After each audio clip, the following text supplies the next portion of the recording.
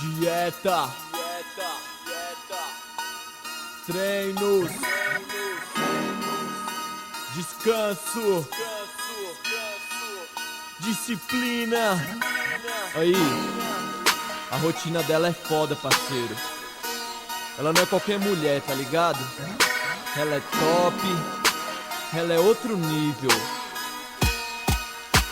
Cifrão, não atrapalha não, deixa ela treinar.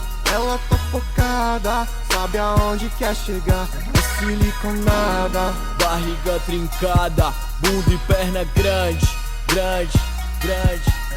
E ela é top, ela é a perfeição, amante do esporte, toda desenhada à mão, treino e dieta. Ela segue a regra, é disciplinada, ela tem vida de atleta.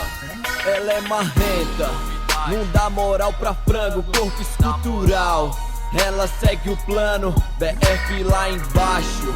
Ela é atração, na praia ou no clube ela arrasa coração. E a perna tá trincada e o glúteo desenhado, agachamento livre, ela treina pesado e segue a cartilha como qualquer mutante. Um ciclo de alto nível que é pra ficar gigante.